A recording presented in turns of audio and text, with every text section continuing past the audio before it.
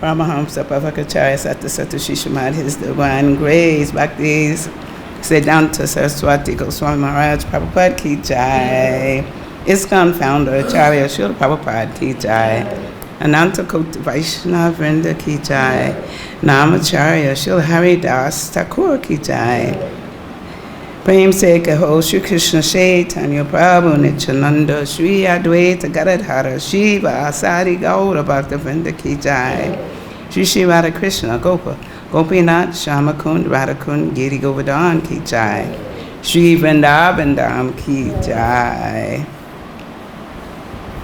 Shri Mayapur Dham Ki Jai. Thank you. Jagannath Puri Dham Ki Jai, Yamuna Mai Ki Jai, Tulsi Devi Ki Jai, Bhakti Devi Ki Jai, Shri Harinam Sankirtan Ki Jai, Brihat Madanga Ki Jai, Sama Bhaktiveta Vrinda Ki Jai. All glories to the assembled devotees. All glories to the assembled devotees. All glories to the assembled devotees. Gaura Premanande Hari Hari Bol. All glories to Shri Shri Guru and Gauranga. All glories to His Divine Grace. A.C. Bhaktivedanta Srila Prabhupada Ki Jai. Welcome everybody to the Bhagavad-Gita class. I hope everybody had an ecstatic Gaurapanam celebration and Prasadam, of course, and Jagannath Mishra's feast as well. Thank you all for coming. We're reading from the Bhagavad-Gita, and we're in chapter 2. And my verse is 32. Is that the right verse? Yes, that's 32. Okay.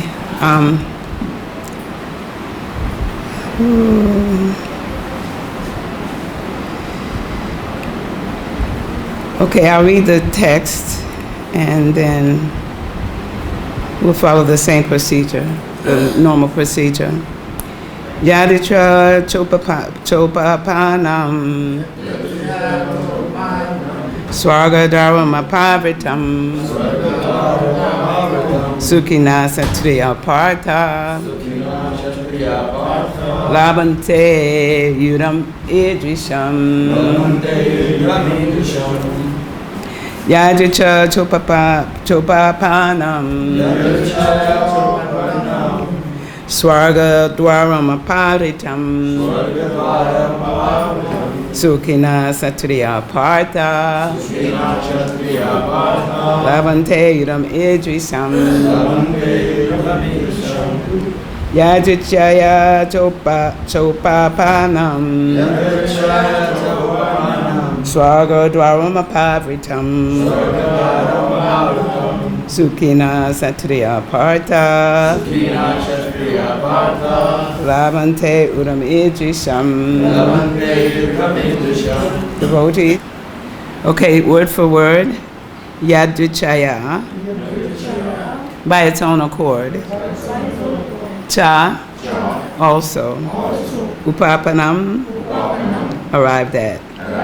Svarga, of the heavenly planets.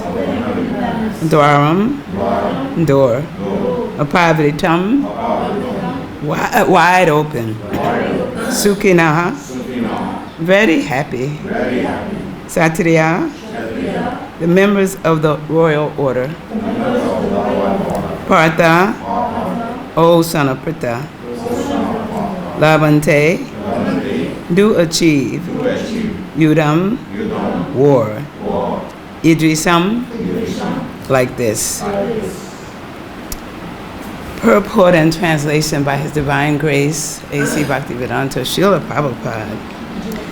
O Partha, happy are the kṣatriyas to whom such fighting opportunities come unsought, opening for them the doors of the heavenly planets. Please repeat, O Partha, happy are the kṣatriyas to whom such fighting opportunities come unsought, opening for them the doors of the heavenly planets. Purport. As a supreme teacher, of the world, Lord Kṛṣṇa condemns the attitude of Arjuna, who said, "I do not find any good in this fighting. It will cause perpetual habitation in hell." Such statements by Arjuna were due to ignorance only. He wanted to become nonviolent in the discharge of his specific duty. For a kṣatriya to be on the battlefield and to become nonviolent is the philosophy of fools. In the Parāśara-smṛti, or religious codes made by Parāśara, the great sage and father of Vyāsadeva, it is stated, "Satiryohi praja rakshan, sasrapani padandayan, nijitya para sanyadi sadyadi, shitim dharmina palayet." The kṣatriya's duty is to protect the citizens from all kinds of difficulties, and for that reason he has to apply violence in suitable cases for law and order.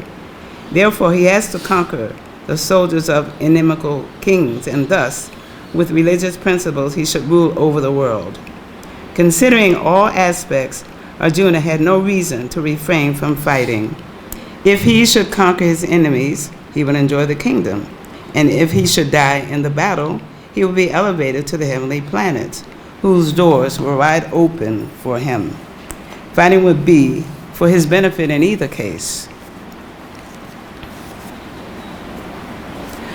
Om Ginat Marandasha Gana Gana Salakaya Chaksumi Tamina Tasmai Sri Gadave Namaha Sri Chaitanya Manobishtam Stapi Tamina Bhutale Swayam Rupa Karamayam Dadati Swapadantikam Vandeham Sri Guru Sri Yuta Parakamalam Sri Gurum Vaisnavam Cha Sri Rupam Sagvadatam Sahagana Ragunatam Vitam Stam Sajivam Savadvaitam Savadutam Parijana Sahitam Kṛṣna Chaitanya Devam Sri Radha Kṛṣna Paran Sahagana Lalita Sri Vishakam Vitamscha E Kṛṣna Karuna Sindhu Dina Bandhu Jagapate Gopisha Gopika Kanta Radha Kanta Namostute Tapta Kanchana Govange Radhe Vrindavaneshwari Vishwabhanu Sutadevi Panamami Hari Priye Vanta Kapis Turubhischa Kripa Sindhu Bhavacha Patitanam Pavanebhyo Vaishnavyo Namo Namaha Shri Kṛṣna Chaitanya Prabhu Nityananda Shri Advaita Gadadhara Shri Vasari Gaura Bhakta Vrinda Kicha Hare Kṛṣna Kṛṣna Kṛṣna Hare Hare Hare Rama Rama Rama Hare Hare. So we're reading this. The title of this is called this chapter is the contents of the Gita summarized. And I actually have always wondered what like as I was reading, I found out, the reasons why it's called contents of the Gita summarized, because it covers some of the philosophy Krishna's giving this in this chapter, just some synopsis of the philosophy, some of the philosophy. So can anyone say about what is actually what's covered, what's some of the philosophy that's given in here in this chapter?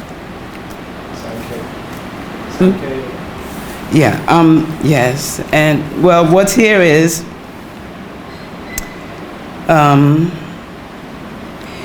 what Krishna is discussing in here is the process called Sankhya, Karma, or Kamakanda, and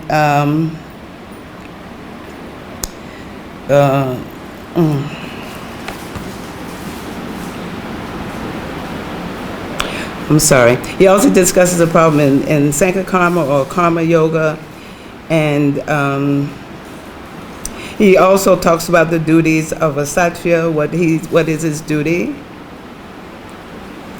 So, in which verse does Arjuna, surrender to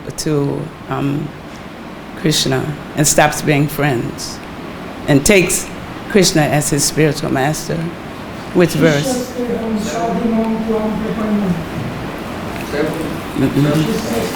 Which one? Yes. No, this is, it's, who said 2:7? Somebody said 2:7. Right, it's 2:7. Yes. He's telling Kṛṣṇa, now I'm confused about my duty, and I have lost all composure because of my weaknesses. In this condition, I'm asking you to tell me for certain what is best for me. Now I am your disciple and a soul surrendered unto you. Please instruct me.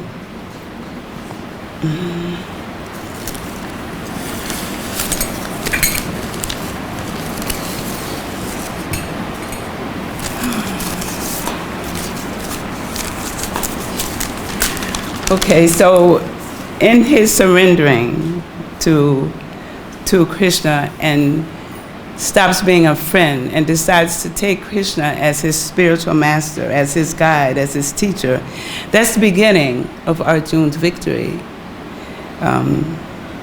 over all the opposing elements, as well as his own mind and senses, his victory over. And we know at the end of near the end of the Gita, in chapter 18, which is a verse I really, really love, at the very end, I think it's number 70.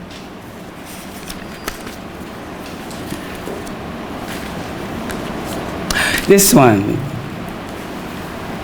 78.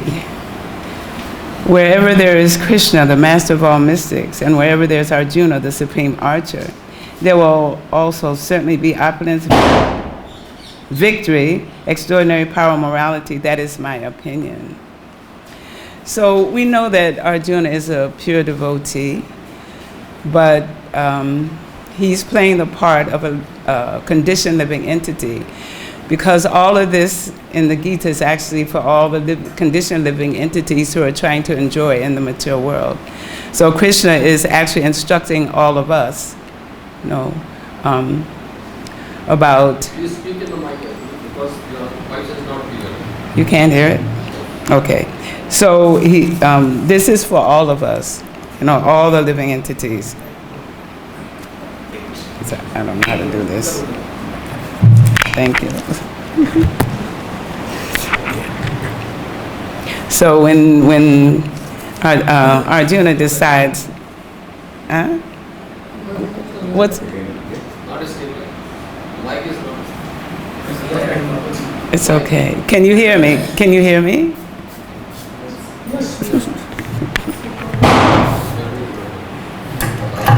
Uh-oh.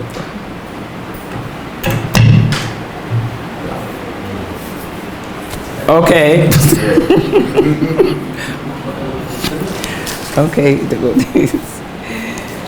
So I just, oh God. So I'll just give a little synopsis of this chapter.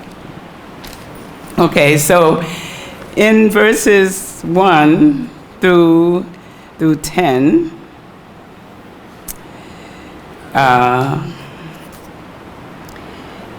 talks about Arjuna's indecision about fighting, and accepting the Lord as his guru. In verses 11 through 30 is jnana and sankhya. It's the analysis of the body and soul, the difference between matter and spirit. So he had to bring Arjuna to the stage of understanding that he's not the body. He's not the body, nor it's related. He's not related to all these persons who are on the battlefield, because Arjuna was lamenting about having to fight his relatives, and he wanted to give up his swadharma. He wanted to give up his nature as a kṣatriya, to fight, to protect, He wanted to go to the forest. Actually, he wanted Kṛṣṇa to do it for him. He didn't want to do it that way, because Kṛṣṇa wouldn't get acquire any sins by doing it. But he thought he would, get sinful reactions by killing all his relatives. So he was completely on the bodily platform. So in order to bring Arjuna to a higher level of understanding and acting on that understanding, acting on that knowledge, he walked him through the whole philosophy about the soul, and that we are definitely different from the soul. We're not this body. We're not man, we're not woman, we're not black, we're not white, we're not Indian, we're not American, we're not Russian, we're not German. You can see that the whole world is moving on this platform of bodily identification. So that's what he's trying to, elevate Arjuna's thinking and convince him that he has to do his duty, and that his reasons for not fighting were not valid. So also in there, he also calls him a fool. So then. So in the section that I'm talking about, it's included in the section on sakama karma, performing prescribed duty gives enjoyment.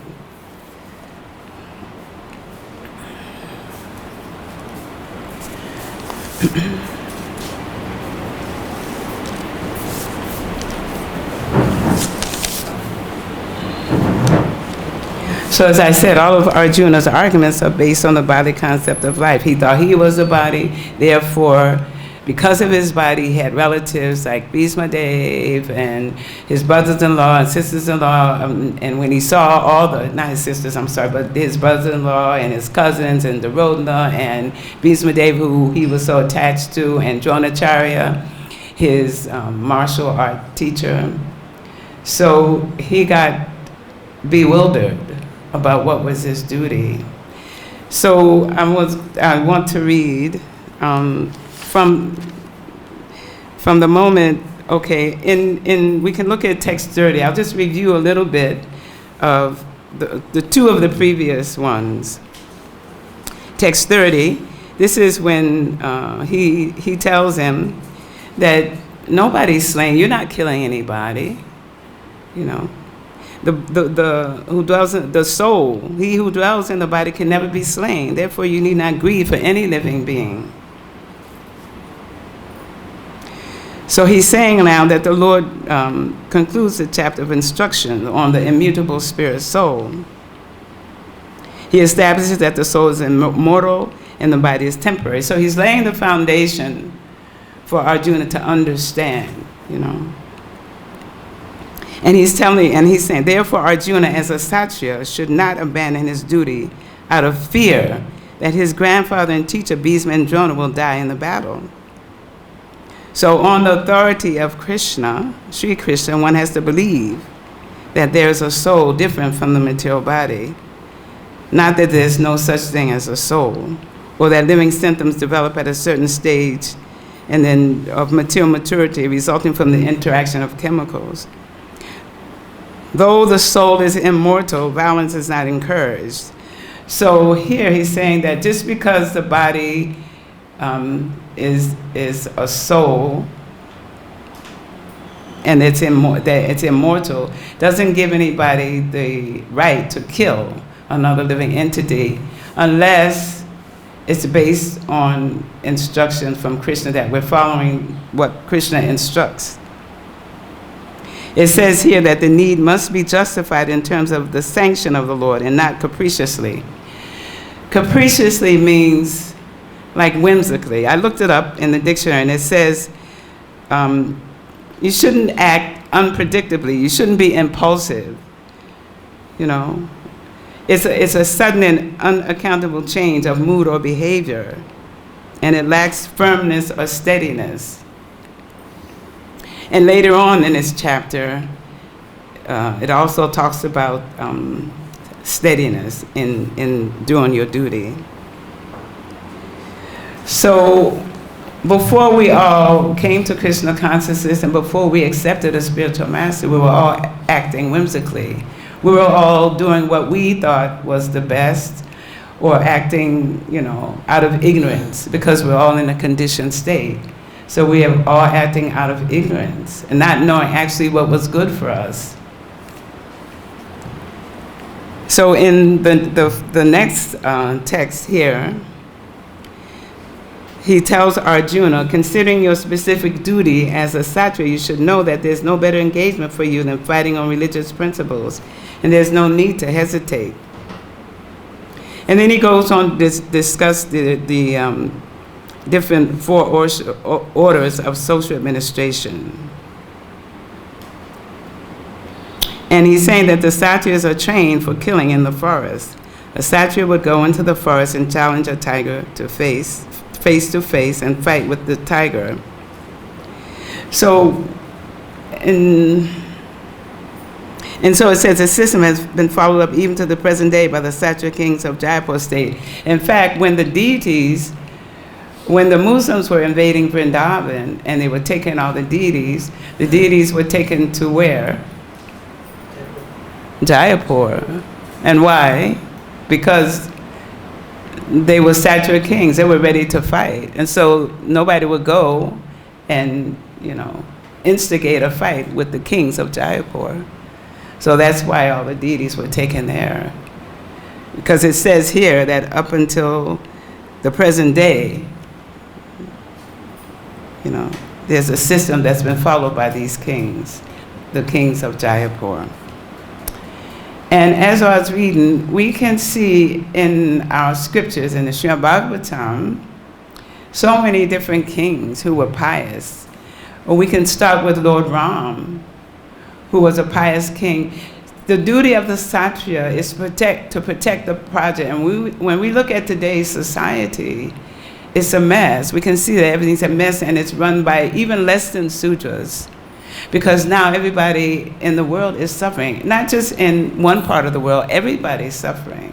Everybody in the world is suffering because of the policies and greed of those who consider themselves to be able to rule over the people and dictate, mandates and whatever else they want to dictate, without really thinking about the welfare of the Praja. So they have no concern. They only have the concern for themselves and what they can gain, out of implementing these policies. It's all self-interest. So we can see with Lord Ram that now, even nowadays, people talk about Ram Raj because he even sacrificed his wife and his 2 sons because his first duty he considered was to take care of his citizens. He was the father of the citizens. And because his wife had stayed out in Lanka under the jurisdiction of Ravana, the people in Ayodhya were gossiping about King Ram and saying that, one man who was chastising his wife said that I'm not like Ram, I'm not henpecked, so I won't accept a woman who's been out all night or who's stayed so long in some other man's house. So Ram had gone out in disguise to, check to see what was happening. He was so concerned, he went out to see what was happening, what the people were saying, and he heard that. And even though it really disturbed him and he didn't want to send Sita away, actually this is a leela to pass down, because all of these events that are happening, in this particular case, there's always a backstory. There's always a story from the past life or some other reason why events were happening in the present. But we can just speak about the present, what was happening at that time. So he had Lakshman take his wife out to the forest and leave her there, because his duty, his first duty, was to take care of the people who he was governing, and to make their lives as perfect as possible, and also to help them, because this wouldn't even help them develop spiritually if they were disturbed about their king. look, he's, putting Sita on the throne. And so everybody was getting disturbed by that. So he wanted to create, peacefulness among the citizens. So that's why he sent her to the forest. So it was a sacrifice. But when you take a role as a kṣatriya, as a king, a kṣatriya king, then that's your duty. It's not about personal sense gratification, and it's not about your own, what you want. What has to come first is the people that I'm serving, the people that I'm supposed to be taking care of. How can I give them the best life? Because when a king is righteous, then all auspiciousness is there, and the Pārtha get everything that they need. In fact, I was reading about one king. I never really heard about this king before. His name was, and there's such a benefit too, if you're following your duty as a kṣatriya, as a king, as a kṣatriya. So the kṣatriya kings, they very faithfully, this is another aspect. Whenever there was any issue, Ram went to speak with all the sages, his ministers, his Brahmana ministers.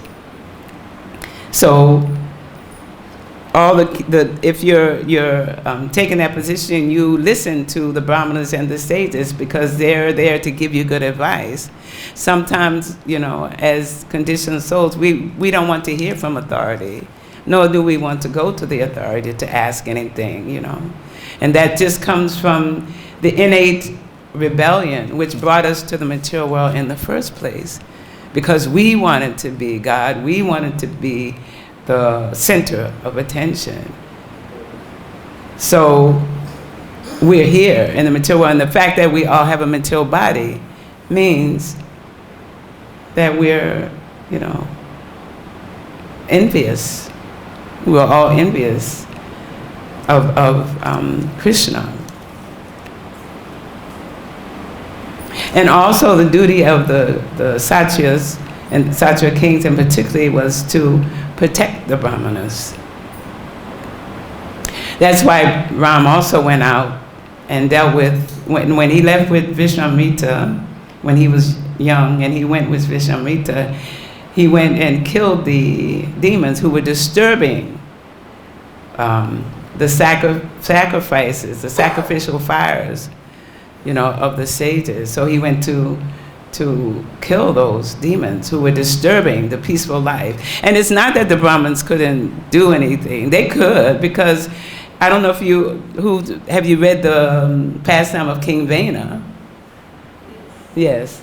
Okay. So it means that King Vena was such a evil king. He did such atrocious acts. Even in his childhood, he did atrocious acts. So the Brahmanas they were so powerful that they just chanted some mantras and killed King Vena, because King Vena wasn't listening to them. He was his own god as far as he was concerned. So they killed him by mantra. So it's not that the Brahmanas and the sages didn't have the power, but they felt it was the duty of the kṣatriyas to take care. So they didn't come out of their dharma, to interfere in the kings, unless in a case like that, King Vena, who was disturbing so much the citizens of his country, of his kingdom. And out of his body, the Brahmanas even churned his thigh and brought out King, it was Pṛthā, I think. Pṛthā? Yes, it was King Pṛthā. So they were very powerful, just by dint of their austerities, all the sacrifices they made, So they were very powerful. So the kṣatriya kings very much respected them and listened to their advice for the benefit of the people. So that becomes the kṣatriya's duty, is to maintain the Brahminical culture.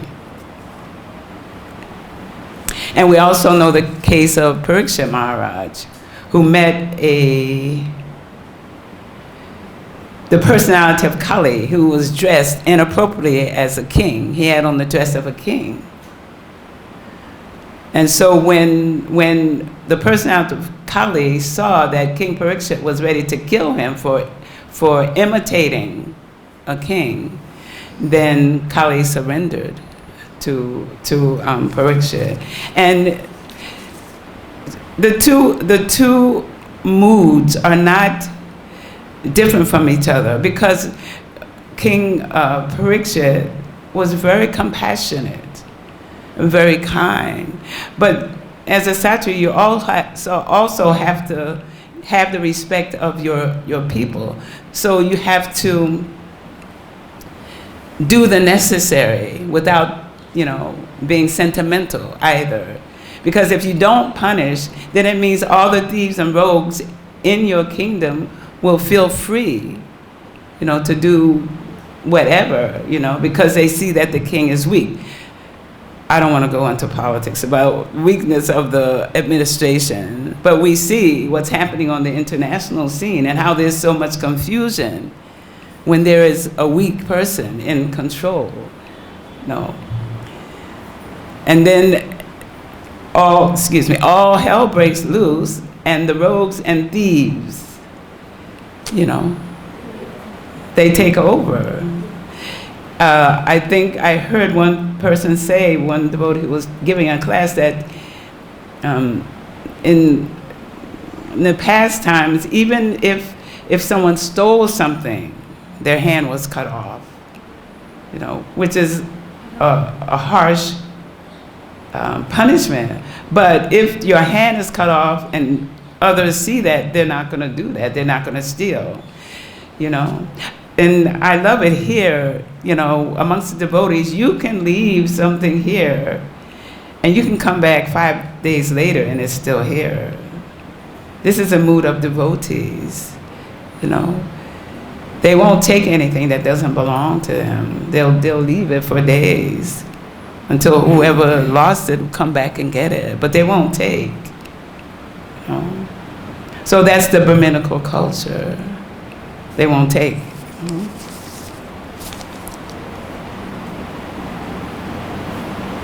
So Parikshit, he had all godly qualities. He was a Maharata.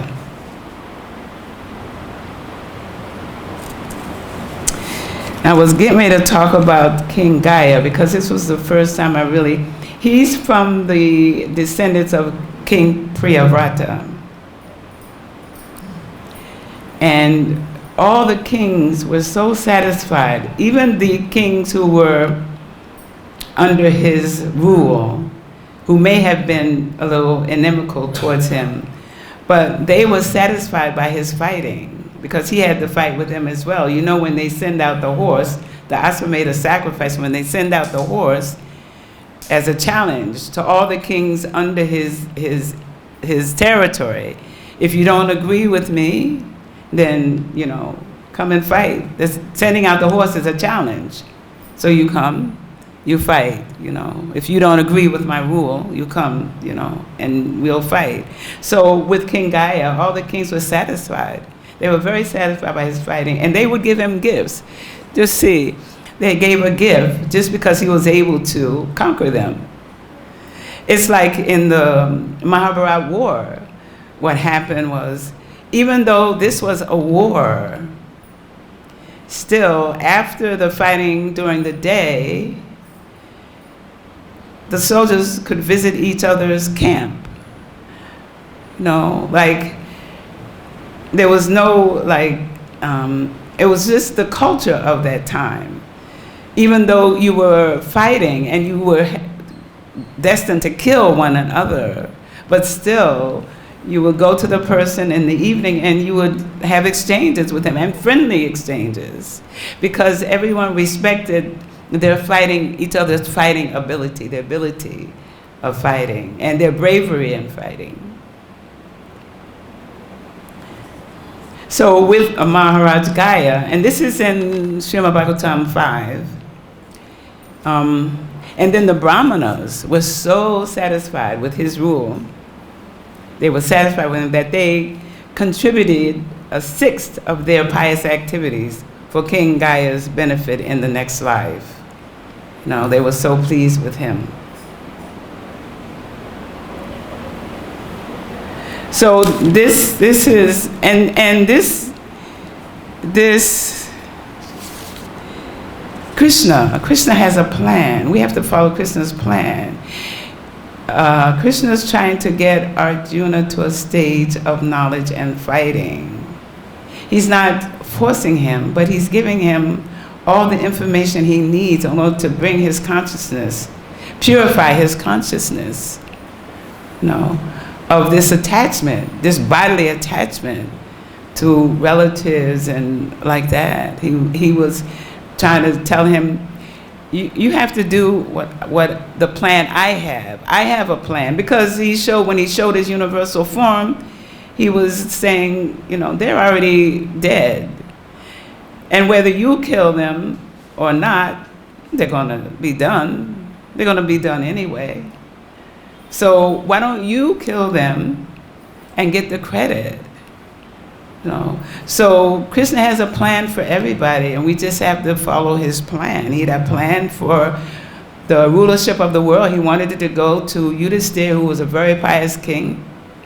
And we know, in I forget which chapters, when he says that I descend, to get rid of miscreants.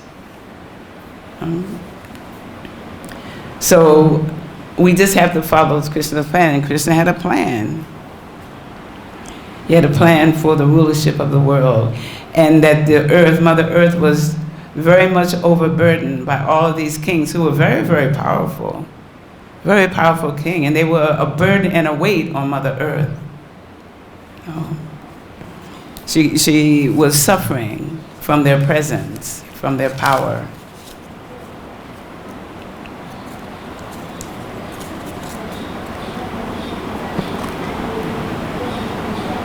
So it said the kṣatriya's duty, this is in 32, is to protect the citizens from all kinds of difficulties. And for that reason, he has to apply violence in suitable cases for law and order. But also he has to have wisdom. It made me think of, even in biblical times, my father was definitely very much a Christian, and he used to make us read the Bible all the time. And one story I remember, this particular one, King Solomon. I don't know if anybody's familiar with the Bible, but King Solomon, a case came before him of two women who were arguing over a baby. One woman said the baby belonged to me, and the other woman said, no, that's my baby, and they were fighting. And King Solomon was thinking about how do I solve this problem? So what he did was he had one of the soldiers come up and pull out a sword and get ready to kill the baby. But the woman, who was actually the mother, started crying and said, no, let the other woman let her have the baby, because the real mother wouldn't want to see her baby slaughtered. What mother would want, And so because of that, then King Solomon knew whose baby it belonged to, who the mother actually was. Because, so you also have to have wisdom to know how to rule, how to rule the people, And like I said, all auspiciousness comes, when there's a proper king, and they're performing their proper duty, and they're following Kṛṣṇa's plan. And even, it's not actually active in ISKCON yet, and it's come up so many times. I've been to so many meetings about Varnashram Dharma, and how it's really essential for the society to have Varnashram Dharma. Because every person has a particular personality and has a particular skill and individual abilities.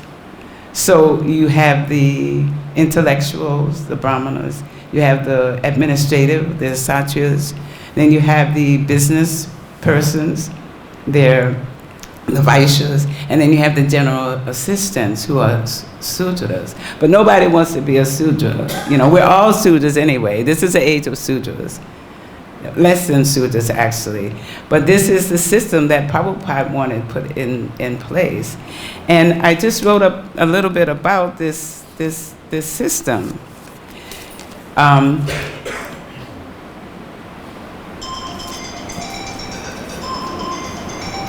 So what happens in this system, if we have it, is like it, you know, people want, in general, the general population they want job satisfaction, they'll be satisfied. So in this systems, it will provide relative material satisfaction, and it gives the society optimal maximum benefits, and then the individual can use his energy to move forward, because actually this system, Varnashram was created by the Lord as well, so that those who are still in a material consciousness, they can be in this system and they can gradually move towards the real goal, which is to surrender completely to the Lord, to Lord Kṛṣṇa. But in the Varnashram system, then at least they'll be situated in a system that's sanctioned by the Lord. And they can move forward in their progress towards uplifting and developing their spiritual growth in a system like that. And this whole system, it actually manifests the real depth of the Vedic spiritual culture. Because when we read the Bhagavad-Gita and all the chapters and all the philosophy that we're given, the bottom line is to surrender to the Supreme Lord. That's what he says. You surrender to him. That's the bottom line on all of it. But if they're not ready, then he gives you so many steps to progress towards that surrender, because the Lord is very kind to he loves all of his parts and parcels. So he's giving everyone an opportunity, you know, to move forward and to come back home. You know, he wants everyone to come, so he's giving everybody, you know, steps, baby steps or big steps, whichever one you're ready for, he's giving, so that we can all finally reach the final goal, which is to come back home. And sadly though, you know, I don't think we're really ready to leave the body. And actually today I was thinking, am I actually ready to leave the body, to go through that process of leaving?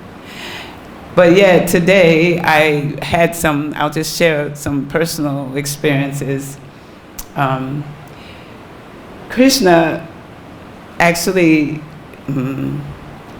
you can see when Kṛṣṇa is paying attention to you, because something will happen into your day and he'll show you one aspect of your personality that you need to change. You need to do something about this.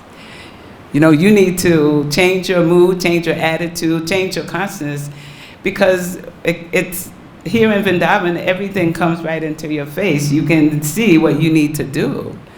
So there was a situation that happened, and then I understood, oh my God, I need to change that. That's not going to work. I'm not going to grow if I don't deal with this. But I was very happy, because to me it meant Kṛṣṇa is working on me. It may cause disturbance in the beginning, or it may make you a little discouraged that I haven't really conquered over this particular aspect of my anarthas. But you also get encouragement, because Kṛṣṇa is actually paying attention. You know, and just look at Arjuna. He had Kṛṣṇa right there giving him personal instruction on how to perfect his life, how to come to the proper platform of purified consciousness. We want our consciousness to be purified, and that's why we're all here, to get purified consciousness.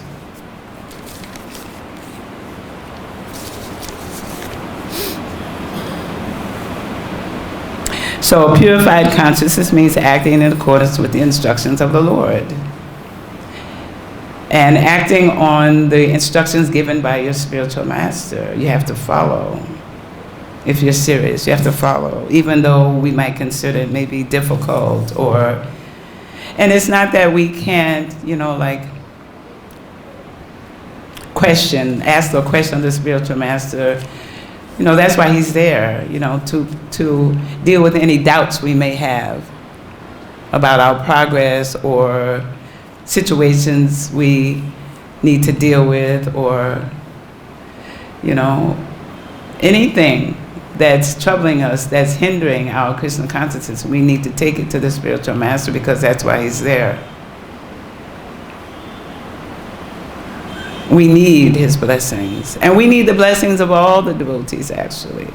We need all the blessings of the devotees, all the blessings. So I think I will stop with,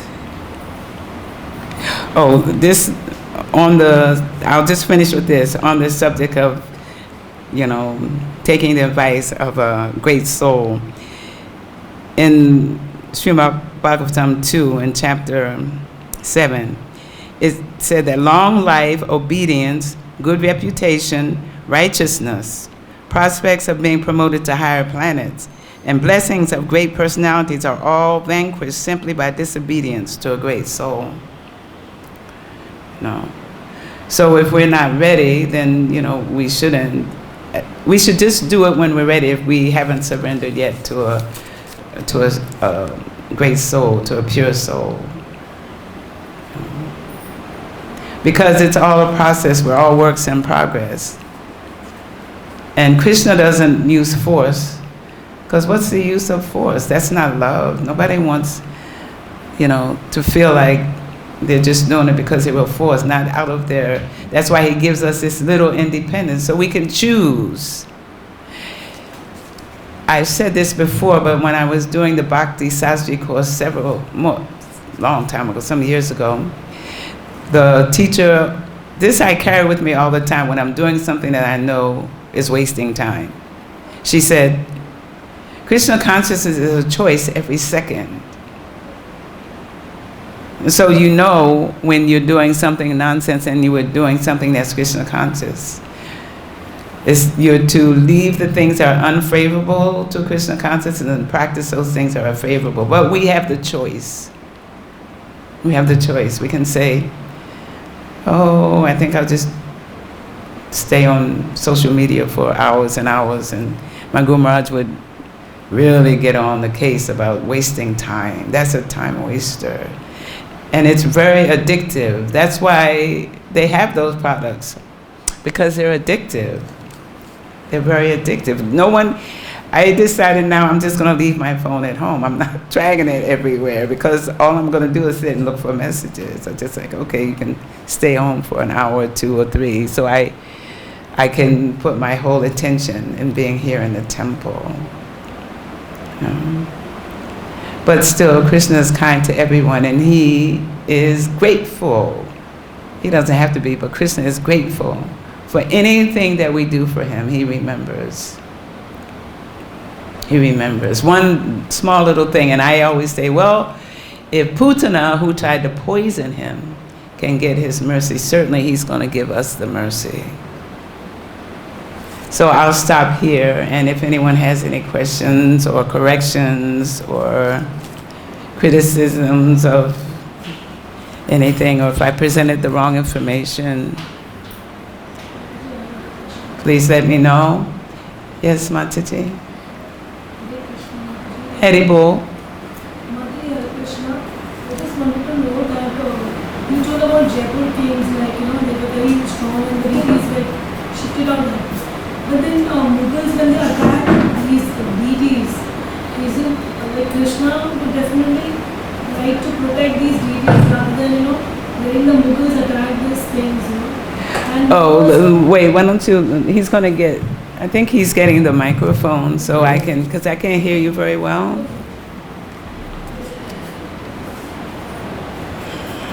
It sounds like a 2-part. Yes. Thank you for a nice lecture. Gita, and I would like to ask you one question, like how Jaipur kings, when the deities were taken away to Jaipur, and at that time, like being a kṣatriya, like we are supposed to protect the deities. So the Mughals were attacking the deities, so it's a moral duty to protect the deities, and so how they allowed to move the deities to Jaipur. They would have not protected here only, and there would be the Mughals. Now also they are attacking so many places like Kashmir and all that places. Why people are not taking action? I would like to, and I've just recently tell you something about which I heard in the media, social media and movies also, Kashmir files. Like Muslims are attacking, and they are attacking Indians, they are putting their flags, in Indian. So how we are supposed to react? Because so many things are happening in India. Being an Indian, we like to protect our deities, our own culture. How do you? I'm just going to make this short because we're going over time. We can probably talk after class, but it's funny you should ask because I was listening to a class today from Chandramauli Swami, and he was talking about New Vrindavan in the United States, the attacks that they had too, because in the early stages of the movement, the devotees were being attacked. In New Vrindavan, they were attacked by a motorcycle gang who ran their motorcycles right through the temple door and hurt a lot of devotees. And what Chandramauli Maharaj said was that Prabhupada, this is why we need to develop Varnashram, because Chandramauli Swami said that Prabhupada wanted kṣatriyas trained within the movement to deal with the attacks that will come, particularly on the deities. And I don't know the entire history of the Mongol war on Vrindavan, but probably most of them were Brahmanas, and Brahmanas are not violent. So you take them to Jaipur and you have the kṣatriya kings there and they're protected. That's why they didn't go there. But this would have to be examined more, but I'm speculating that most of the people who were in the temples were Brahmanas, and they're not kṣatriyas. That's not their role, So it went to Jaipur where, they weren't attacked. Why did they attack? But all of this is somehow, we know in Kṛṣṇa, Kṛṣṇa has some plan there. And also in terms of my practical experience with Varnashram Dhamma, I lived in Gitanagari, the ISKCON farm in Pennsylvania, Gitanagari, for 15 years. And what I learned from there, particularly regarding Varnashram Dhamma, is one, when we were there, we were all worshiping the deities. We were Brahmanas. We were, Brahmanas, but we were taking care of the deities. So there was no development of the farm, no business going on, no development of, buildings and bringing people there, because we were all on the platform of just, like doing that service of making sure the deities got taken care of, got dressed and fed. We did all of that, but no one had the skill to actually build up the farm. So then years later, maybe this happened in maybe 2007 or so. Some devotees came who had been working in the material world, and because they were business devotees, they knew how to do business, everything was built up. There was new guest houses, there was, new equipment for the farm, for the cows, everything. They have a proper ahimsa milk development business, right? They know how to do business. So I could practically see the difference in those who just worship the deities, the Brahmanas, and those who know how to do business. We didn't have the kṣatriyas yet, but probably that will come too. but they built it up very nicely. They rehabbed the brahmachari ashram, they made guest houses, and we could have more people there, because we weren't doing that. We were just worshiping, totally out of contact with the world, with what was happening. You know, we didn't know what was going on outside. We were too focused on our service to Sri Sri Radha Damodar. And so now, as I look back on it, and I can see the difference between ashrams, because now very successful business is going on there, as well as the worship of the deities, because you have those persons, the Vaishyas, who have that mindset of how to make money, because we were scrambling every month trying to pay the bills, and Kṛṣṇa just gave us enough to do that, but we didn't have the business skills to build up the farm the way it should be. So they have producing milk, and they're, so many things are going very nicely. They're having groups come to do yoga. They made a yoga studio. It's about Kṛṣṇa you're talking about. This is about Vaishya you're talking about. Our Kshatriya community, like we need protection. Well, this is what I'm saying. Oh, I didn't address that. No, Chandramauli Swami did say that he has been pushing this for the longest time. He said there should be kṣatriyas, and they should be trained how to protect, how to protect. When you see non-violence happening, it's so ridiculous and it's so sad, things happening so worse. Women and children, they're being not treated the way it has to be.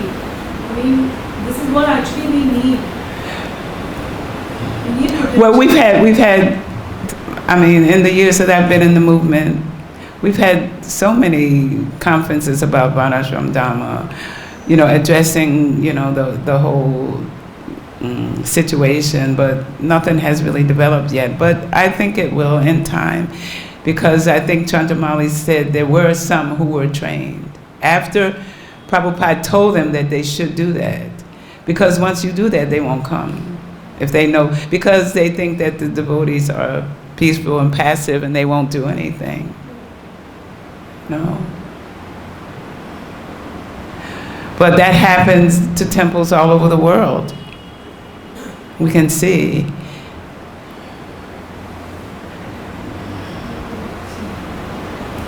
But it's just developing, it's just developing. It's just we want protection from...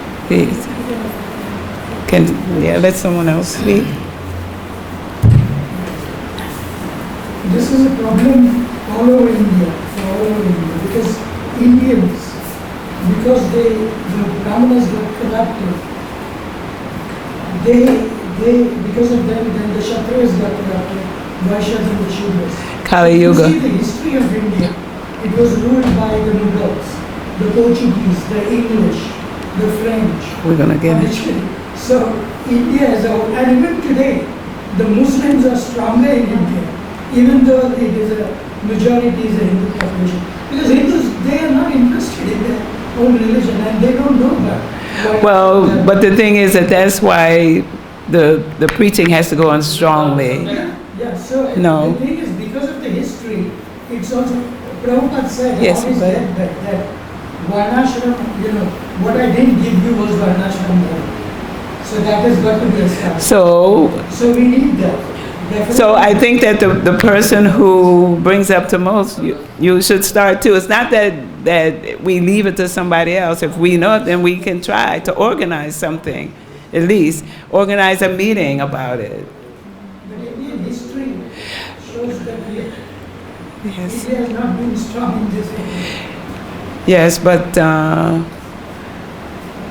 we're the first thing is to bring them to Kṛṣṇa consciousness. We're preaching, we're distributing prasadam, they're coming to the temple. This temple is doing a lot of bringing people here. No, we can say that, but we can't ignore the problems. The Bangladesh temple was attacked as Mataji's. Right. So we need to deal with the problem. And it's not Who's the we? ISKCON. And you're part of ISKCON? Yes. Okay. Yeah, I'm part of ISKCON. Okay, so But I'm not in a position where I can do it. Yes, but Because I don't have the power. So Kṛṣṇa will give you the power. If you really want to, Kṛṣṇa will give you the power. There's no lack of power. When you want to do something, Kṛṣṇa will give you the power and he'll give you the money. It's been my experience. There's no lack when it comes to doing something for Kṛṣṇa. So if you're interested really in that, then you should try to pursue that. I'll get in touch with the Varnashram. Yes, you should just, yes. See how Yes, we should take, instead of like talking about or doing, the history and this and that, we should take action. We should take action. We need to take action. We can't put it on someone else. The person who brings it up, who is totally aware of it, should start. No, I mean, I've been in ISKCON management for 23 years. You see? So you should be able to. You should be able I know to. what's going on. Yeah. So, yeah, what you're saying is right. But also there are limits, like the Varnashram ministry, what's it done for the last? We have celebrated 50 years after Purport. So what's the development? One can question that. Well, where else are we going? What are we going to do? We're here in ISKCON. We want to stay in ISKCON, no? Okay. So we have to work from inside ISKCON to help, not criticize, to help. We have to help. Thank you so much. Hare Krishna. Thank you all for coming to class. Thank you very much.